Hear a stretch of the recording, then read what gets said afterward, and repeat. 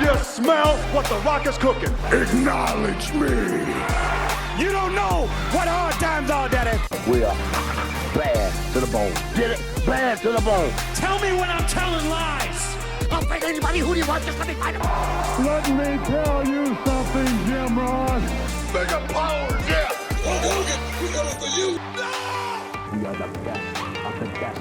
Woo! Wheeling dealing. Smart marks.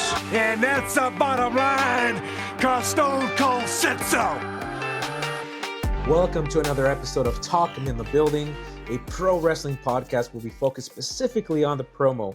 My name is Adalid out here in the West Coast, saying hello for the listeners, and here with my homie, Adrian, out on the East Coast, Atlanta. Yes, how you feeling? Feeling good, man. Feeling great. Shout out to the listeners, man. Awesome. So if this is your first time hearing us, you're in for a special episode today, something that we're trying out called the Into the Building Report. But on a regular basis, we try to review and we go in depth in looking at promos, either modern, past, any present promos that kind of call to us that we might bring to the show. We talk about the talkers, we hype the hype man, and we pontificate on the promo. But this is a special episode, so one of our goals has been to be a little bit more on the pulse with the shows that we go to because we do it anyway. So we thought we'd bring it to you. And Adrian, you traveled out for this show, out to Charlotte, North Carolina. Yeah, man. And we're going to get into it because it's a promotion that you've been talking about for a long time. You've been championing for a long time. This is Asé Wrestling. And this was their show, Return of the King, I believe it was called. That's it. Yes, sir. So if y'all are familiar with Asé Wrestling, give a like, leave a comment, what are your thoughts? But Adrian, for those of us that aren't in the know completely, can you give us a little background on what Asé Wrestling is? Okay, so Asé Pro Wrestling is based out of Charlotte, North Carolina. The promoter would be Darius Lockhart. He's been in the independent scene. You may have seen him in NWA. I think he had a quick little in and out with AEW. Talented guy, talented wrestler. Couple things went down around the pandemic time for like all of us, but it inspired him to start his own promotion. And, it was just one of those opportunities to blend not just pro wrestling, but a lot of Black culture. And that's a cool, unique vibe when it comes to Asé. Asé actually means energy or life. It has multiple meanings, and they've been around for a couple years, and now they have a weekly YouTube program that's pretty cool that I encourage anybody and everybody. If you're a wrestling fan, you're gonna dig it, you're gonna enjoy it, and they've had plenty of talent go through there, man. They've had some WWE Hall of Famers and a former WWE talent was essentially the headliner for this show. So shout out to them. They did have a show WrestleMania weekend in Vegas and showed up and showed out. And it's just one of those things, man. It's independent wrestling. It's fun. They mix some music in there. Like it's a cool vibe. It's a cool experience, not just for us hardcore pro wrestling fans, but for the casuals as well. So that's Asé. I think that's good. That's a great way of introducing it. I think that goes in line what we're looking for a lot of time as fans, right? It's like, yes, you're going to have your big companies, but when a company that is doing that out of passion, obviously, and hopefully making a profit at the same time, but the biggest thing for me is you just described someone or a company that has its own identity at that point. Yes. And that's harder to do. That's harder to than to just put on matches and put on a show. That's hard in and of itself, but to give yourself an identity is something, another level to think about. Absolutely. With that said, you look at the title, Return of the King. The card is Cedric Alexander. And is he who talked you into the building, or was he a big component of getting you to that show? Well, he would definitely be what stapled it for me to go to that show. I was excited to see Cedric. Always been a fan of him. I remember him being in the what was that cruiserweight Yeah, tournament, and 205 Live. how Yeah. how all of us were championing him, sign Mhm. Cedric, and he got that opportunity. He had a good lengthy career with WWE. So it's pretty cool seeing him for that show. But I will definitely say what also talked me into the building was the hustle and grind of this promotion. Mm. Okay. They've made a lot of waves and they're still working at it. They won me over on their weekly television. I've brought promos Yep. to this podcast. I've sent stuff to you guys. Hell, me and Bradley, shout out to him. We did a breakdown of their first episode. Like, it was one of those things that I don't want to overplay it and say it's like a cultural experience, but honestly, it was one of Yep. those refreshing experiences as a pro wrestling fan. You know, far too often we see the WWE AEW thing. This is Mhm. something different. This is something that's more life, more energy, that won me completely over. And to that end, I mean, for those listeners and anybody watching this on YouTube, yeah, go do yourself a favor, check out the show. Yeah, It's a real easy, easy watch. But what struck to me again, we're promo marks over here. That's that's the point of this show usually. Just how well shot it is, and yeah, how it's uniquely it's a very unique format, I guess, in a way, because it is cinematic. It's for me, I'm a big production, just like if it's quality, that speaks volumes to me as to how you treat your product, right? If you definitely. treat it and you elevate it to what I see on here with Ashe Wrestling, I'm going to be invested. I'm going to give you a second look, right? Rather than if it's just shoddily shot on a cheap camcorder or something, or a cheap camera, Right, exactly. or on your iPhone, which is nothing bad about that either. Yeah, um, so for the listeners here, we're going to get into it right here. Our format for the in the building report is we go over talking about what the crowd was like. We get into production. We talk about merch. We talk about even concessions, because that's important. yep. And we try to talk about some spotlighting some of the performers that might have stood out to us. And we give an overall grade to the show. So if you haven't listened to the show, go back to our back catalog, intothebuilding.com. You'll see all of our co-hosts. So it's Adrian and Adalid right now here with you, but we got our other co-host, Greg. He's our resident historian, as it were. So if Definitely. you guys are interested, we got some great back catalog. But that aside, I'm going to get into it with you today for this review of Ashe Wrestling, Return of the King. Definitely. And first, I'm going to put it out to you. You traveled out to North Carolina. This is where Yep. the show was placed. What kind of crowd are we looking at? Because maybe you're the outlier, right? Maybe most of them were local, but talk Mm. about the type of fan that attends this type of show. Man, so that was the cool thing about this crowd, Ali. There was so many different people from all walks of life. Uh, it wasn't just black people. It was everybody. You know what I'm Okay, saying? And that's awesome, man. That's yeah, great. yeah. And it was young kids around. It was families. There were people that traveled. It wasn't just me. It was a couple other Atlanta guys, some of the homies that traveled up also. But I want to say the hosts actually went around asking, like, where are you guys traveling from? And there Mm, was a couple that traveled from Iowa. So wow. yeah, so it was pretty cool seeing like this older white couple from Iowa just popping in for this show to support, Who knows if that they had family that was performing or anything Hmm. like that, but they had such a cool, diverse crowd in there, and it was so energetic, and people were really into the show, man. People were really into the show. If I were to give the crowd a rating, I'm definitely giving it an A, because they were so invested into the matches. And in fact, it got to the point where the main event, I, me and my wife were laughing because it was two younger kids behind us, and you could tell either they were brothers or something. But one of the brothers was for the challenger. And the other brother was like, nah, the champion's going to retain. Your guy stinks. Your guy sucks. See, he's a loser. Like, you could hear them just going crazy and back and forth. It just reminds you of being a kid and being at a wrestling show and having your favorites and having somebody to cheer for. So I'm definitely giving that crowd an 8. Plus, it was a packed house, bro. Like, all the seats were set and it was standing room. It was packed.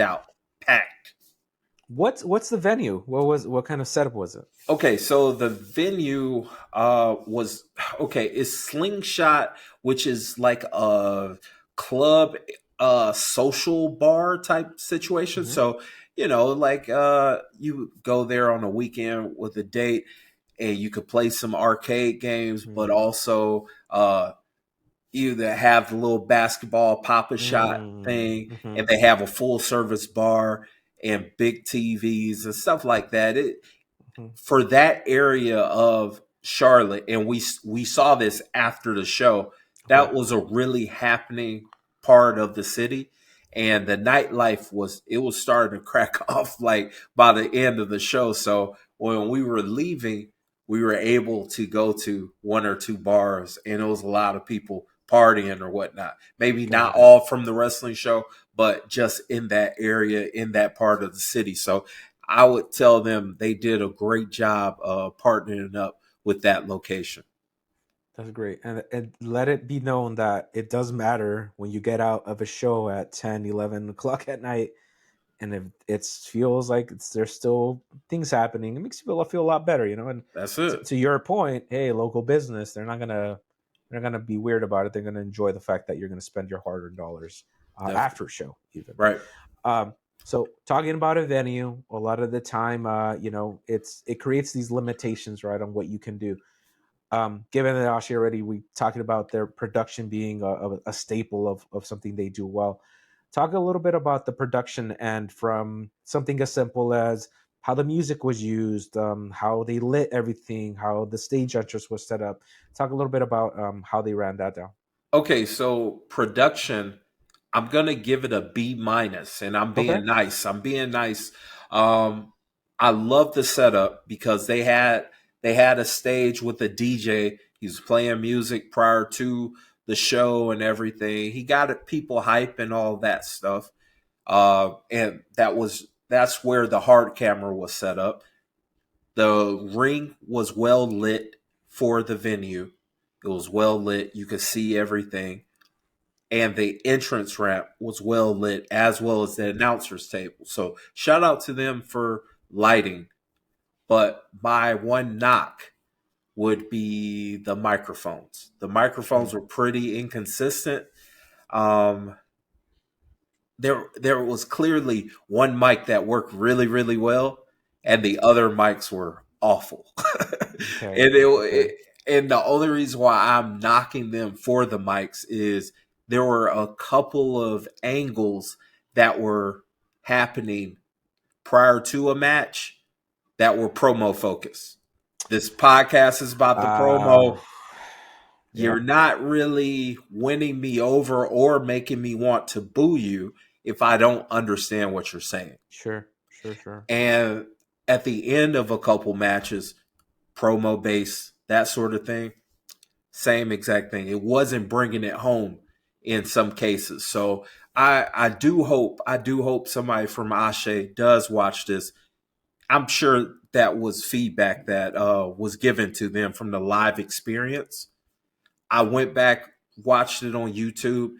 You don't really notice it on YouTube, so that's good there.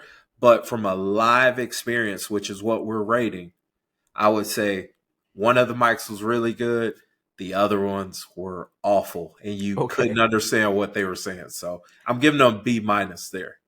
And honestly, just from production, that makes me think if they were using house mics or if maybe the output wasn't there, because it sounds like for the capture, it worked fine, but for the live crowd, it wasn't quite working out. Right, so. Exactly. And that's tough. Once you start seeing it as a TV show, it's pick and choose where you want to focus your attention, and maybe if it was just for the taped crowd or for for the home audience. Yeah.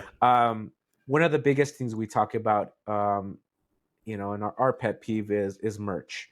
Yeah. And we've gotten into like the quality of the merch, the quality of the merch that the wrestlers bring. Talk about how they set up the merch, and then maybe talk a little bit about the kind of merch that you saw, because again, for those listeners who hear the first time, at least for me, I want to at least see that you have one good piece of merch for your company. What was it like, and what rating would you give it? Okay, so man, this is probably the biggest miss for me, unfortunately, and I'm disappointed to say it, but I got to give them a C- on merch. I will start off on the positive end. They did have meet and greet sessions prior to the show, so that was awesome because you were able to meet the Asé's champion Darius Carter. You were able to meet Cedric. You were able to meet Cedric. Cool. And WWE Hall of Famer Jazz. So, she was. yeah, Right yeah. on. So being able to meet them and stuff like that, that's cool. That's awesome. That's perfect. My critique of the merch was the fact that there wasn't any merch. There wasn't a merch table. It's crazy. And for me, I traveled up there with the expectation. I'm buying an Asé shirt. I got to buy an Asé hat, Same thing for my wife, and we did. Once we got in there, got our tickets, I asked the guy when I was checking out, I was like, hey, y'all have a merch table? He's like, yeah, they should set something up in the inside. I'm like, all right, cool. Go in there. I don't see anything. After the first match or so, first two matches, I get up to walk out just to check the scene and see if there are any tables set up. No table set up of merch. Huge missed opportunity for them because, like I said prior, packed house, Adalid. Packed house. Yeah. It's money on the table. You said it's money on the table. People were ready and willing and able to spend money. So, and it's weird because of the venue behind where the tickets were sold, or at least checked in, there was like an extra bar area, which would have made for a perfect merch table. You could have just set up some Asé logo shirts, some hats, whatever, posters, and people would have been ready to spend some money. I'm not saying everybody in there in that venue was ready to buy an Asé shirt and all of that, but it was a packed house. It was a huge opportunity missed. Yeah. I will give them credit. After the show, there was a scramble for a couple of the wrestlers or performers to set up a little makeshift merch table, and on the ring and hang it and whatnot. Yeah. And in fact, one of the performers, me and my wife were blown away by them, and we'll talk about them later. But we had to buy merch. We had to buy some shirts. And even though, look, this is how much my wife enjoyed this wrestler, Adalid. You've seen my wife, Lois, and a good amount of listeners know my wife. She's not the biggest. She's this little woman. She bought a 3X because that was the color she liked, and she just wanted to support the guy. So, Asé, hopefully for the next show, set up a merch table. Or at that bar, they'll know exactly what I'm talking about. Behind where the check-in table, there was a little extra service bar area. Set up a little merch table, some Asé shirts and hats and posters. Guarantee you're going to make some extra income there. Now, I don't think you know the answer to this question, but I'm asking you, what do you think that might have been? Because I went to a concert recently, and it was a very small venue, but again, the band's opener had merch, but the main act didn't. And people were like, they were there with money. We were there to spend because this is a band is like, they're not from the States and whatnot. What do you think might have led to them not being prepared in that way? Because it seems like they've run this venue, they're established, I think this was their first time running that venue. Oh, okay. But I will say, in this day and age, when it comes to merch and all, setting up your websites and all of that stuff, I think a lot of these companies are just putting shirts on the website for you to order, and then they're making it. So it does take some kind of like, hey, we're going to have to invest some money into printing out these shirts and having some Got it. inventory on hand prior to the sale. So, Right. I honestly, I think if I had a packed house like they did, I would have invested it. Yeah. I would have printed myself a couple shirts. If I had 40 shirts to sell, then that's all I got. It is what it is. And I'll guarantee you would have sold them. They got some really dope shirts. I'm just Yeah. putting them up, and you can put it in here, like just pictures. I got this picture of like plant a seed. A lot of the times, I'll just put words in your mouth, Adrian, now. But our biggest criticism of pro wrestling shirts is I can't wear them outside of a wrestling show. Yes, exactly. and Exactly. looking at the merch, all this is very nice, Yeah. very tasteful. Yeah. And it goes into what you said, Black culture. It's like Yeah. there's elements of those pieces there. So yeah, let's do that. Let's make sure you guys have some merch at least, because that's how you build a brand, man. It's Yeah, like man. Definitely. it doesn't seem that important, like you said, in this day and age when there's on-demand printing and whatnot and all those things. But there is something to be said for an impulse buy and FOMO, because you're like, well, I'm gonna buy it anyway. I'm like, why not just Especially get it with here? kids. You got Oh kids and yeah. families.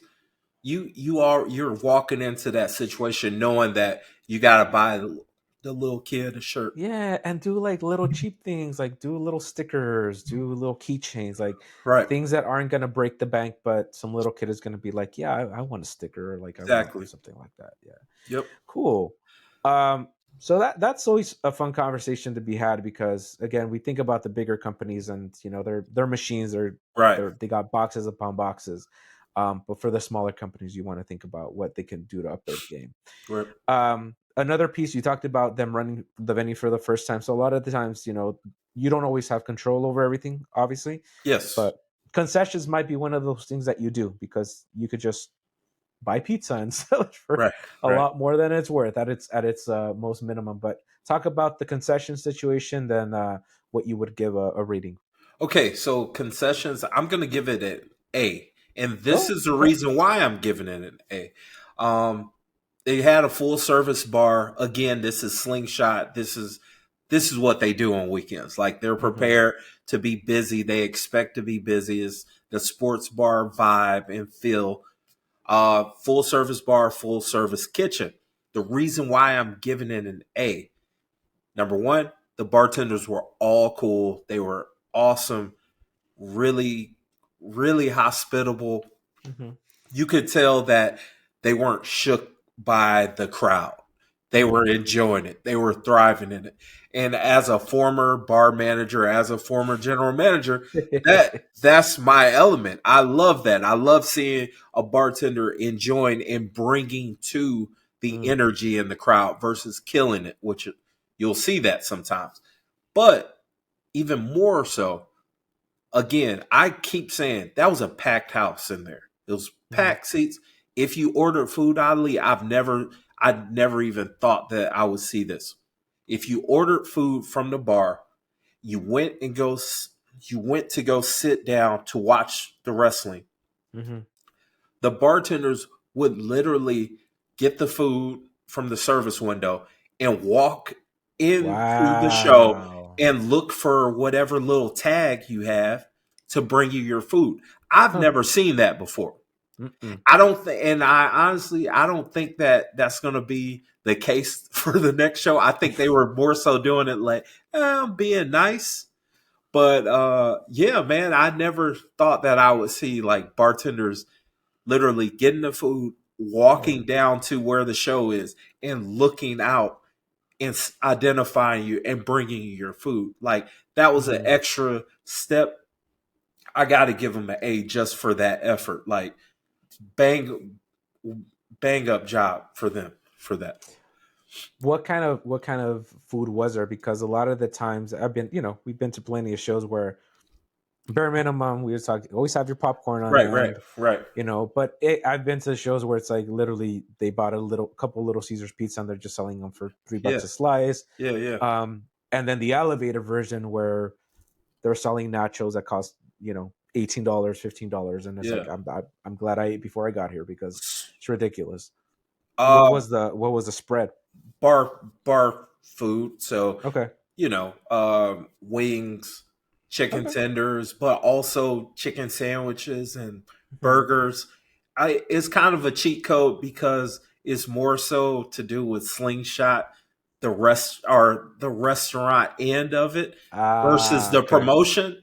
So I guess I'm kind of grading on the curve there, but yeah, they they just did the regular bar fare, and hell, they brought it to you. So that's an A, man. That's That's a yeah. damn A. I don't care if you're bringing me like a cold slice of pizza. That's pretty good. Yeah, you know. right, exactly.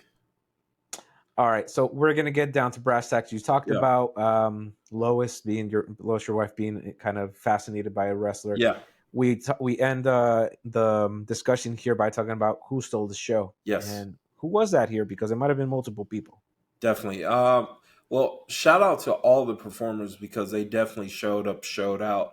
Um, definitely enjoyed it, and like I said before, Cedric was who ultimately convinced us to go up Mm-hmm. to North Carolina to support and watch.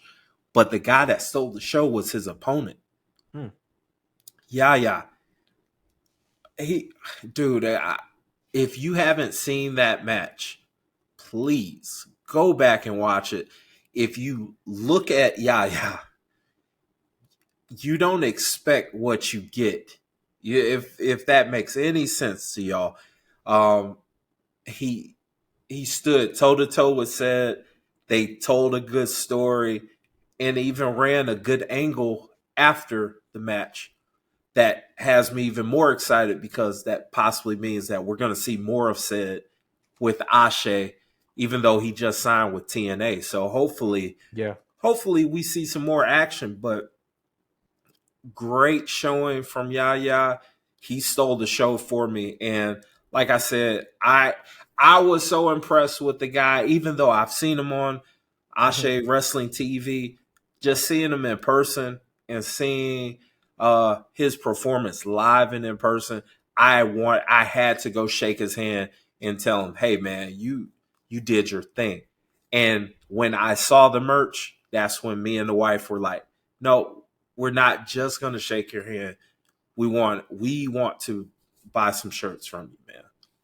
That's a testament to that performer, because Yeah, again, we spend so much time on this podcast talking about using your spotlight, elevating yourself for the time that you have. But definitely. for me, what's selling is like, here's someone, obviously your wife is into the show, but it's this is not her first preference of Right, entertainment in a way. right. So when you can find that person that breaks through and makes that connection, that's so impressive to me and Mm-hmm. impressive to everyone. And now we got him out here on the show because we're talking about Definitely. it.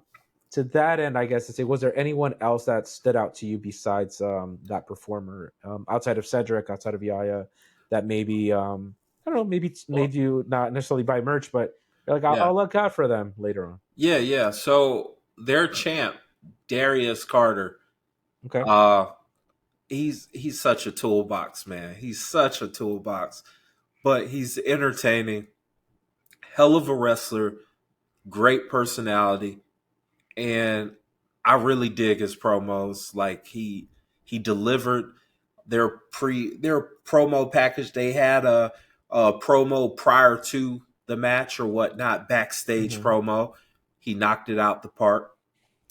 Even though I only heard half of it, again, the audio, but just his personality is one where in this day and age, it's really hard to be that person that everyone in the crowd just hates.